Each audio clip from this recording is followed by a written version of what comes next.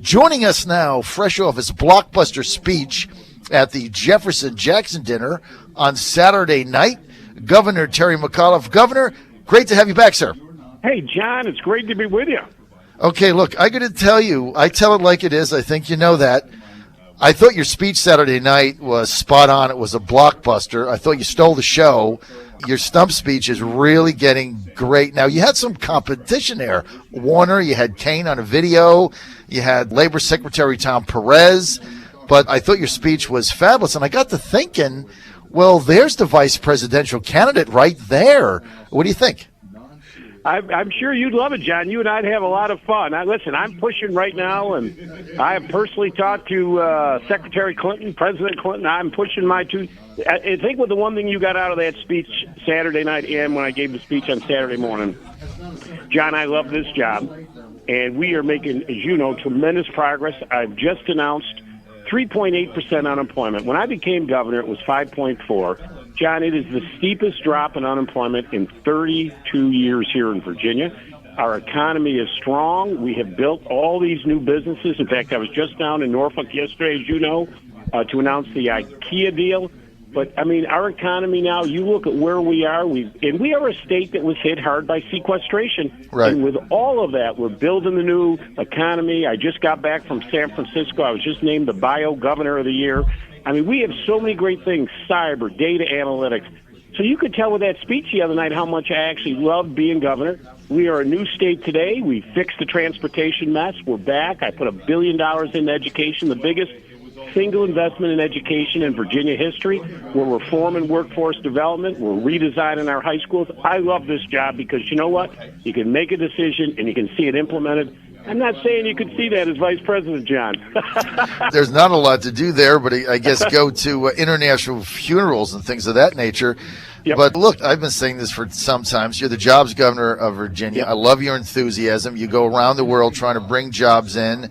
Look, you're going to make a mistake. A lot of people went bananas over, I guess, that Roanoke deal. Could have been vetted better. But look, at the end of the day, if you're going to swing the bat, you're going to strike out once in a while, okay? You're going to have a lot of homers, and you're going to strike out. And so it's part of the deal. But first of all, let's put it in context. Listen, I understand people got to sell newspapers. We have done 707 economic development projects. We have brought in $11.24 billion. We have created 135,800 new jobs.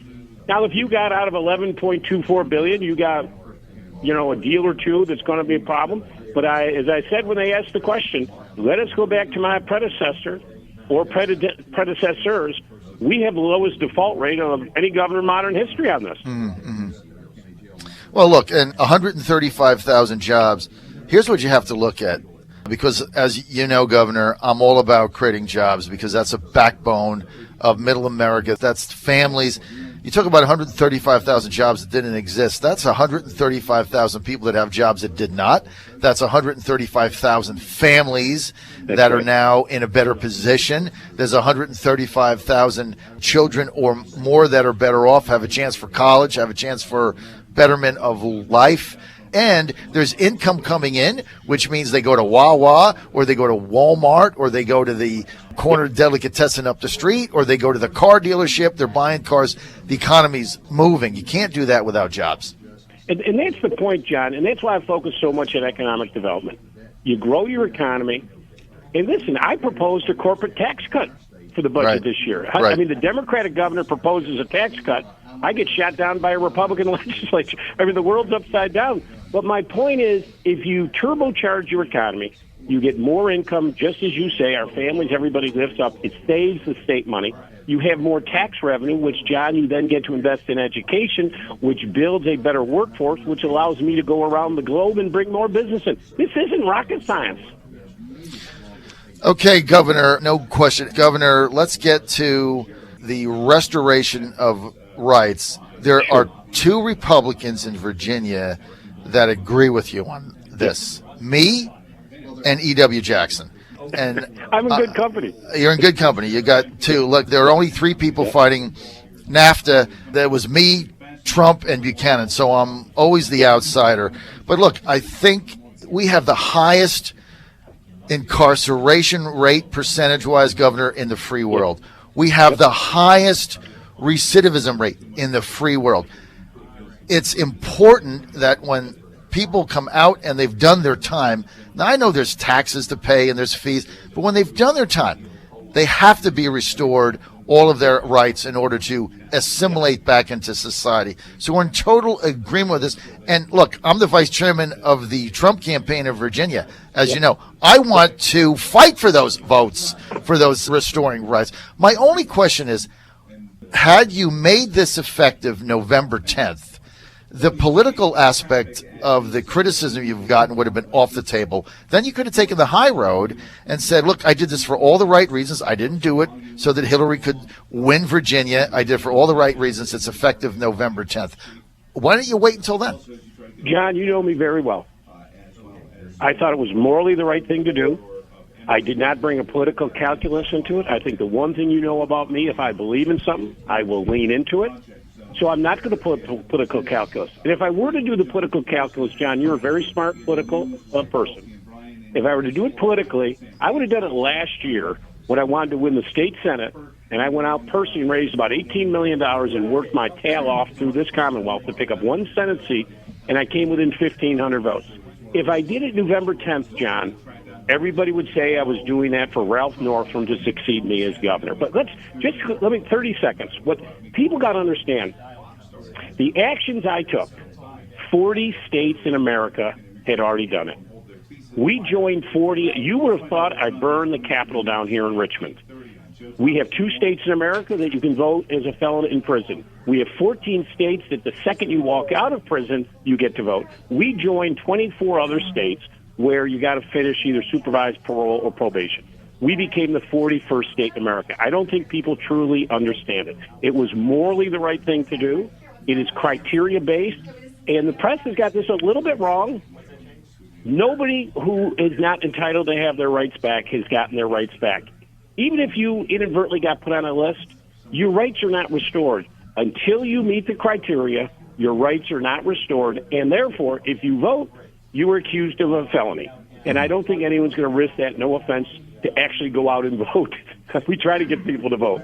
So this was morally the right thing to do, and I'm very dismayed at the Republican rhetoric. And I think people were shocked, John, when they found out that the average person whose rights were restored was a 46-year-old white man, which, you know politics, John, that is not the Democratic graphic for voter turnout for us. A 46-year-old white man who's been out of prison for about 11 years. That's who I restored the rights to. It is morally the right thing to do. I joined 40 other states, which I don't think most people realize. 79% are nonviolent who we gave their rights back. You have to stand up and do the right thing. I did what I thought was the right thing, morally.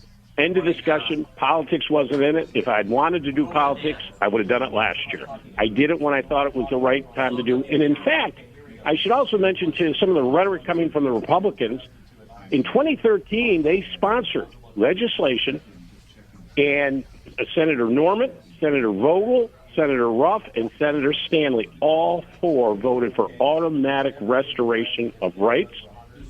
And even Delegate Greg Habib, who has been, steaming around about what I did, guess what? He pushed for a constitutional amendment in 2013 for automatic restoration of rights and didn't delineate between violent and nonviolent. So these folks are exactly where I am, but because I went out and did it, they're trying to make political points. I tell these folks, spend your time.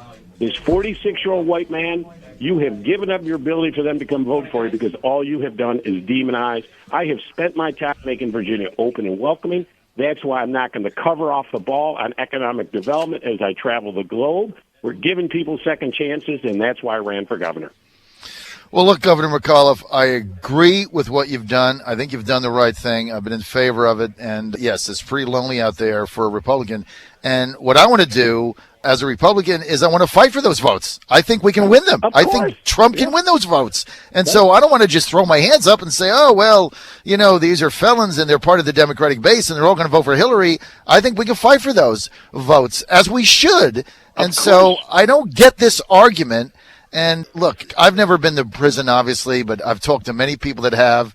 I do my shows from prisons. I did one on Christmas from the Richmond State Penitentiary there.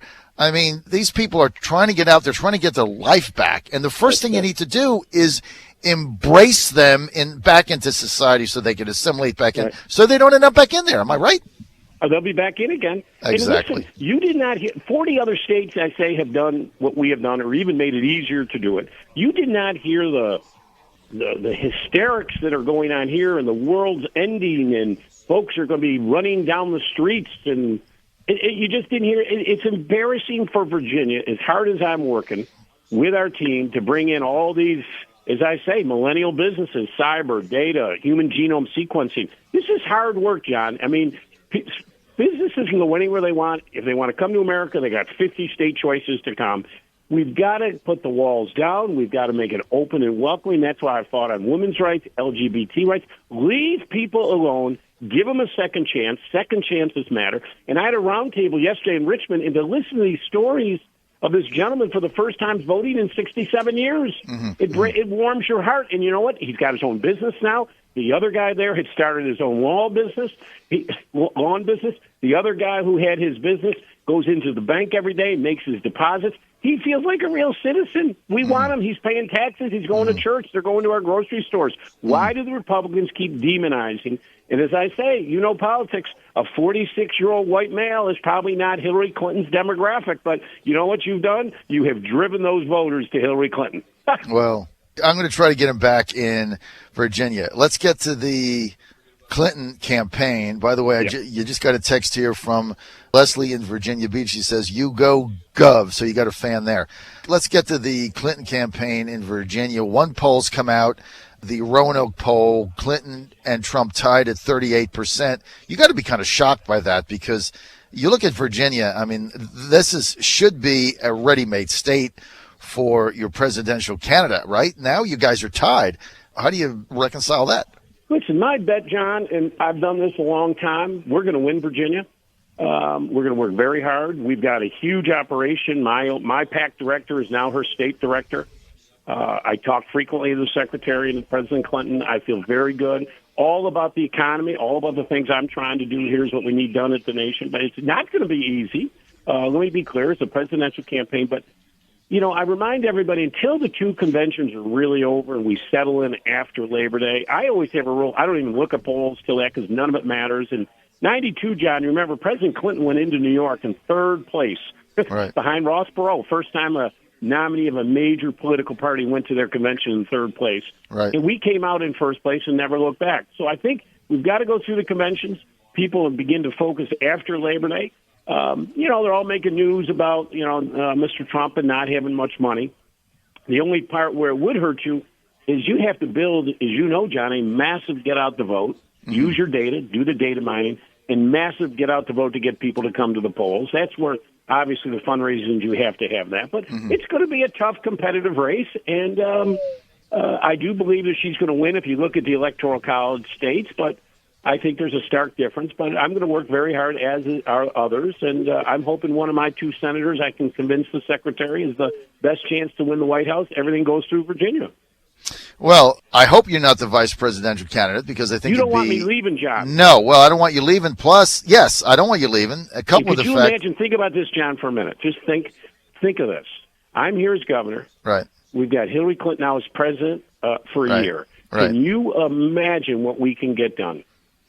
I'm telling you, we are going to move the Air Force Academy out of Colorado to Virginia. We're taking West Point. We're putting it at VMI. I tell you, our future is bright here in the Commonwealth of Virginia.